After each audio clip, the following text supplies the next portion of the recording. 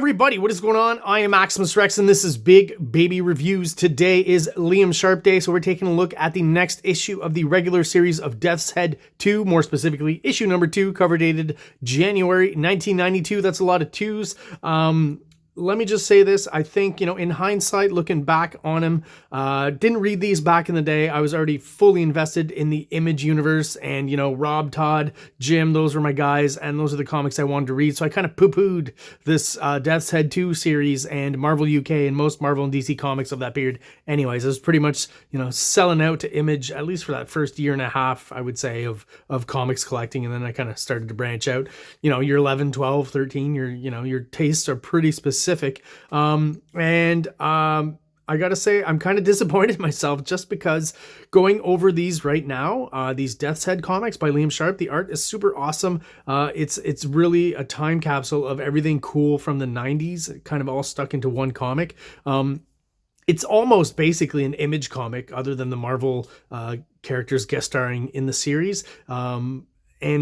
Something I mentioned last review, I think for the first time, but the Simon Bisley influence, can't believe I didn't pick up on it earlier, showed up last issue, going to talk about it again today. Basically what I see here is kind of a hybrid of Jim Lee and Simon Bisley for these Death's Head issues. And, kind of interesting and kind of funny because I was into Jim Lee and I was already into Simon Bisley back in the day. So, surprising that something like this, I never, really caught on to. I remember seeing the ads and liking the art and stuff, but I just never really, pulled the trigger on purchasing the series.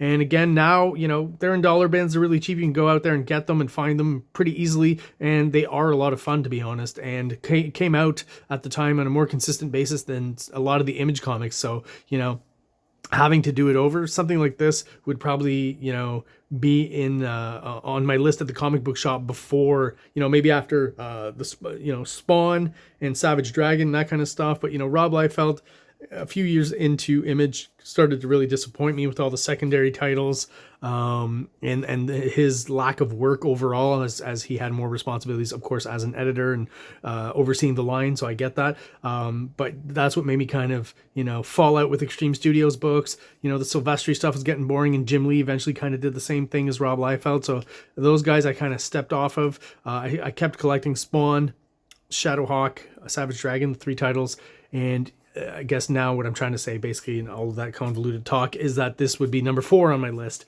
back then, knowing back then rather what I know now. Wow, really having some issues talking today. Anyways, enough about that. Pretty cool cover, extreme close-up of 2 really popular characters at that time, at least, Death's Head 2 and Wolverine. And they're about to square off. Obviously, that's what we're getting from this cover here, and the comic inside does not disappoint. That's exactly what's going to be happening. So definitely some truth in advertising here. Let's crack her open, have a look inside. So, it's one of those books where you could just say that the cover is basically the first panel of the story, right? Because they're, about to enter into conflict. The claws are pulled, schnicked, and boom, there we go. So yeah, one of those covers that's the first panel. Kind of fun. And again, looking at this, he's kind of made Wolverine his own, and it's not consistent throughout the book. So there's just, maybe his bottom part of his mask has been ripped here and his sideburns are sticking out, but the way he draws the Wolverine horns or ears or whatever you want to call those things is pretty distinctive here. I haven't seen a lot of artists do that. Maybe similar to, oh man, who painted that Havoc Wolverine series? John J. Muth, I think his name is. Not 100% sure on that, but you know what I'm talking about, that Wolverine Havoc miniseries. When in costume, Wolverine kind of has this. Is he ever in costume? Yeah, he is. Yeah. Anyways, and McFarlane kind of did it in that crossover with Spider-Man. But again, he's not consistent in his depiction of Wolverine either. So I just definitely feel like what I'm trying to say is these first few pages, a lot of the Bisley influence in the posturing, the anatomy, and the depiction of the action and the fight.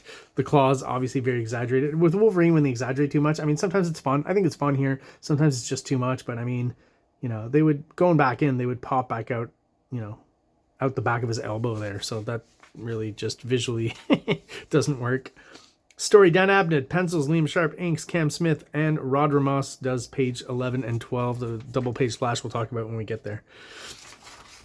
So yeah, just a lot of kind of snarling faces and cool kind of 90s type storytelling. Again, the gritted teeth, the insane amount of details. Love it. Just like last issue, a few of the panels I said kind of remind me of Bart Sears. I see a little bit of that here too. But overall, just the work, the ink work, the textures, right, and the slight exaggeration on the anatomy and the costume details. Wolverine's elbows and arm hair seems to be a little furrier than usual. The long claws and all that stuff I mentioned earlier. Just really cool here. The boots as well are somewhat exaggerated, right? The points on each side. And just this whole figure here to me is just very Bisley-like. I guess there's a bit of a Terminator 2 influence on Death's head, right? Definitely the liquid metal Terminator thing here going on. Love another, you know, up close shot of Wolverine with gritted teeth, the claws kind of cutting into the panel. Really good depiction of Wolverine here. And just the whole issue, very, like I said, 90s, very action-packed, this first sequence. Big shots, big splash pages, right? We got here. Like here, I think we feel that kind of melding of the Jim Lee and Simon Bisley influence all at once, right? You've got some Wildstorm West Coast hatching. You've got some Simon Bisley textures down here. It works really well. I think overall, just for that 90s vibe, like I said, this could, to me, I've mentioned that with my Ash reviews as well, but this definitely could have been an image book, you know, minus the licensed Marvel characters.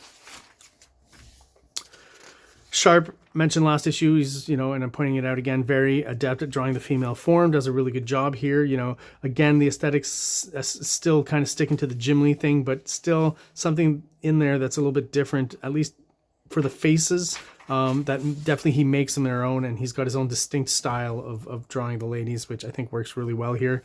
And, you know, whereas Jim Lee's figures tend to really be similar from one to the other, kind of this, he's always using kind of the same model.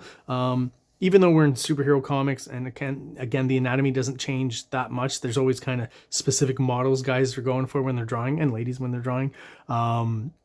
But here, you know, I see a distinct difference between Rogue's physicality and Psylocke's. There's just something about Psylocke that's maybe a little bit more physical. Her muscles are slightly bigger. So really enjoy his layout here and the interesting way he uses the 90s panel, which usually would probably be about this wide and go like this, but it actually goes past here, a little wider. And then these panels seem to overlap, right? But then that's usually how it would go. But then on top of that, he decides, since, you know, even if I do overlap it, we're not going to be adding in that much more visual information.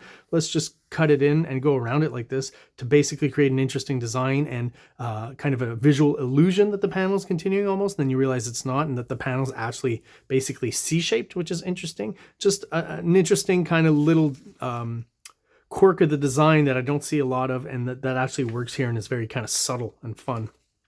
Another panel where I feel like his art is looking like some Bart Sears stuff in the rendering or the inking or something, even the body language. Rogue intervenes in the conflict between the X-Men and Death's head. You know, she touches him, so she reveals that she's absorbed part of his being, or part of his being, and no, he's not the aggressor. The way they would write down Rogue's supposedly Southern accent back in the day was just really horrible. That you wouldn't even try that, you know. And I remember as a kid, kind of like it was always off-putting to read. I don't know if they stopped that at some point or if they're still doing it. So he's not the aggressor, right? From last issue, from the bar, right? That would be Wrathchild, I guess. And then boom, these are the pages inked by the other gentleman, Rod Ramos, I believe his name was. And there's a slight difference in the inking. I mean, you know, if I didn't know, I probably wouldn't have picked up on it, but it does feel once again like, you know, the work on at least Death's head body just seems much more textured and rougher, and again, much more in that Bisley vibe. And of course, on the X-Men, we're getting a lot more kind of 90s style hatching. These lines here on the forehead, just, I remember Jim Lee and Rob Liefeld doing this kind of stuff, but what is it is just my question, especially these ones here. Not exactly. Like here, I'm like, is this Wolverine have a bunch of like ingrown hairs on his forehead or something? Just such an odd technique of hatching. This shot of Cyclops is kind of funny, right? Something weird to his posture there. So correct me if I'm wrong and I'm forgetting this from past issues, but was her costume always this revealing? I didn't pick up on it maybe on those first few issues, so I'm not quite sure.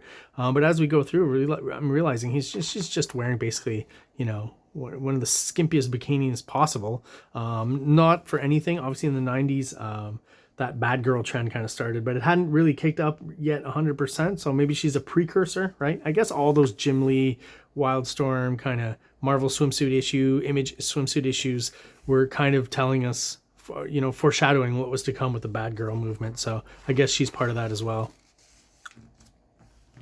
Costumes did get skimpier and skimpier for the ladies back then. There's Wrathchild with his vagina face masked. Such an odd design. I gotta say the coloring overall is pretty garish throughout this whole issue, but it's kind of, again, it works with the 90s look, so I'm not necessarily against it. It's definitely of its time, but there's moments where I think it works really well.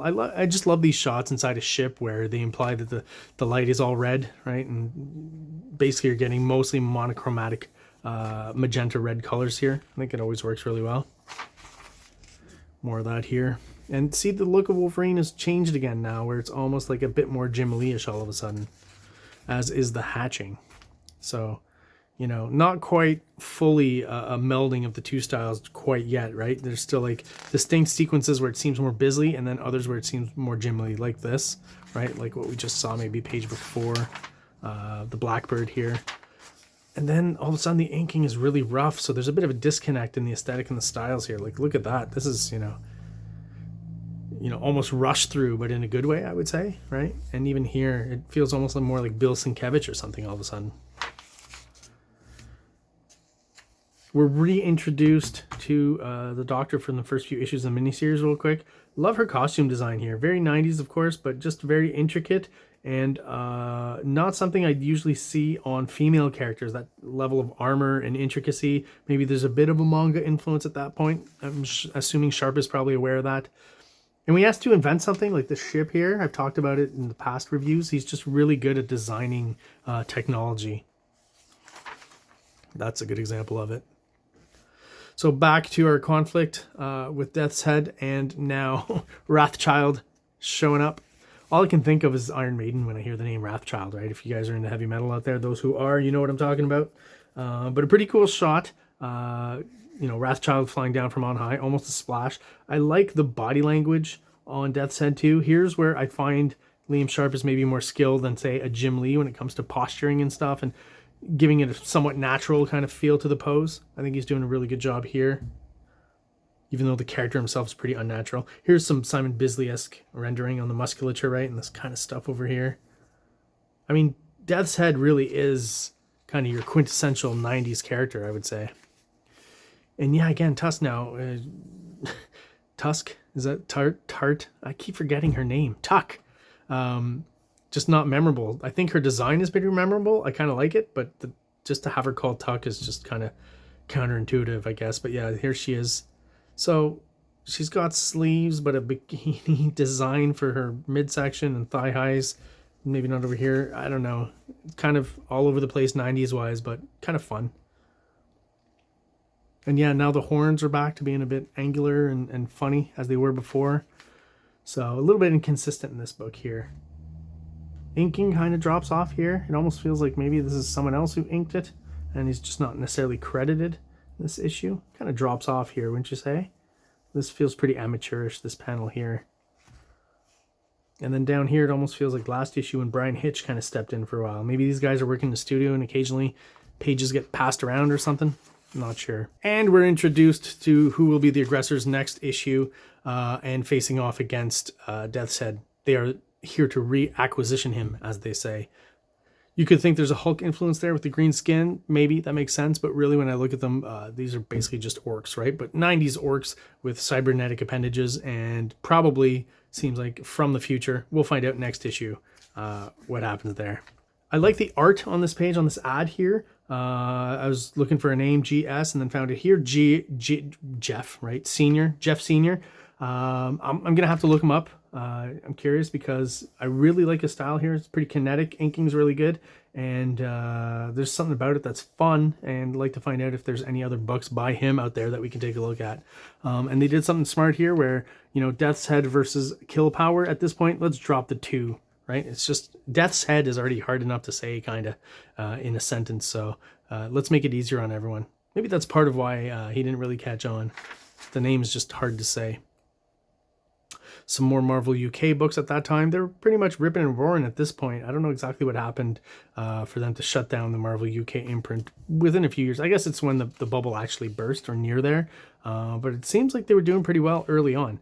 Knights of Pendragon, this image is interesting. Some very early Brian Hitch, and you can see some of the stuff he'd be doing later and kind of the style in some instances here, the inking and stuff that you'll see on Ultimates and his slightly more realistic style, to a certain extent, more of a Neil Adams influence maybe. Here, though, he's still kind of young and there's a bit of a cartoony bent to it that I really like. And also, Alan Davis was a huge mentor for him. And there's a bit of Alan Davis in the depictions of the characters here that, you know, you see in the later on Brian Hitch artwork. Even though his style changes, there's still a little bit of that Alan Davis influence in there. I really like his depiction of Spider-Man here, though. Feels like he almost spent more time on Spider-Man than the other characters, and probably because the webbing's hard to do and get right. But there's just something about it that I really like. That's kind of, it's not exactly, it's maybe more of an 80s influenced Spider-Man than a 90s. Maybe not in the rendering, but just in the anatomy, right? The actual proportions of Spider-Man and the smaller eyes and stuff. I'd compare it maybe more to like Charles Vess or Jackson Guice or someone like that, right? Is it Guice? Guici? All these names I can't pronounce. All right, well, there you go, guys. That is my review of Death's Head 2, issue number 2 of the regular series. If you are still watching and you are subscribed to the channel, thank you so much for your support. I really do appreciate it. If you're watching but you're not subscribed, please do so below. It takes just a quick second for you, and it really helps the channel out, helps us grow, and helps get us out there to other people who are into comic books just like we are. If you're interested in my comics, Big Baby and STARCRASHER, links are below in the description. Thanks again for watching, everybody out there, and have an awesome day. Subscribe! Like! Subscribe!